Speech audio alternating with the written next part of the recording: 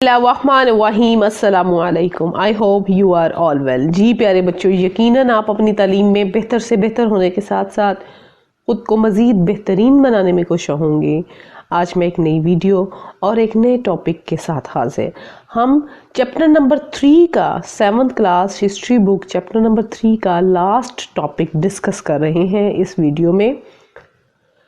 Consequence of کریسیڈز، صلیبی جنگیں جو ہوئی تھیں ان کے کیا نتائج تھے، جنگوں کے بعد کیا نتیجے نکلے تھے، ہم اس کو ڈسکس کرتے ہیں. تو چلے ریڈ کرتے ہیں. جی ریڈ کرنے سے پہلے اگر آپ کو میری ویڈیوز اچھی لگ رہی ہیں تو لائک کیجئے، شیئر کیجئے اور کمنٹ کی صورت میں مجھے ضرور بتائیے کہ آپ کو میری ویڈیوز کیسی لگ رہی ہیں، اور سبسکرائب کیجئے. اور اگر آپ میری پریویس ویڈیو واچ کرنا چاہتے ہیں تو اسی ویڈیو کے اینڈ کارڈ کو کلک کیجئے اور میری پریویس ویڈیو کو واچ کیجئے.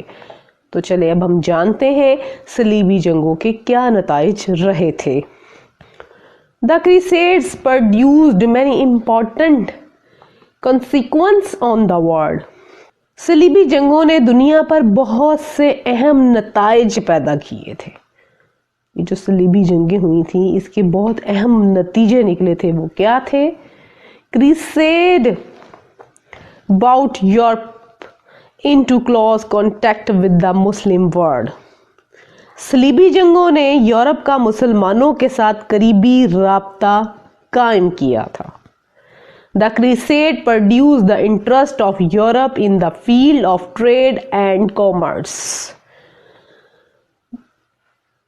اس کے علاوہ صلیبی جنگوں نے تجارت اور خرید و فروخت کے میدان میں یورپ کے دلچسپی پیدا کی تھی. یعنی کہ یورپ کے اندر تجارت اور خرید و فروخت کی دلچسپی بھی پیدا ہو گئی تھی کہ وہ مسلمانوں یا دوسرے جو سب کانٹیننٹس ہیں ان کے ساتھ خرید و فروخت اور تجارت کریں. Europe When the Europeans returned to their countries, they established market of the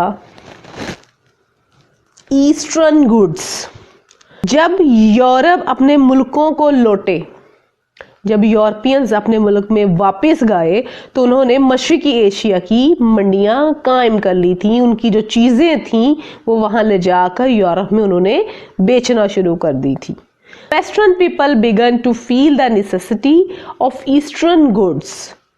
اس طرح یورپی لوگ جو تھے مشرقی ایشیا کی ضرورت کو محسوس کرنے لگ گئے تھے. جب یہ لوگ واپس لوٹے تھے یورپ کے لوگ تو انہوں نے وہاں جا کے یہاں سے مشرق سے چیزیں لے جا کے بیچنا شروع کر دی تھی، منڈیاں بنا لی تھی.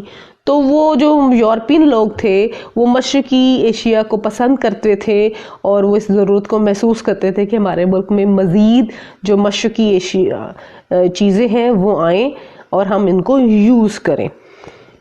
As a result, the commercial activity between the West and East lead to the maritime trade in the Mediterranean. تو اس کے نتیجے کے طور پر مغرب اور مشرق کے درمیان تجارتی سرگرمیاں بحر روم میں سمندری تجارت کا باعث بنی تھیں. The Christian nations of Europe were greatly impressed by Muslim culture, art and which they acquired from them. Europe کے جو عیسائی تھے ان کی قومیں مسلمانوں کی ثقافت، فن اور علم سے بہت زیادہ متاثر ہوئیں جو انہوں نے ان سے حاصل کی تھی.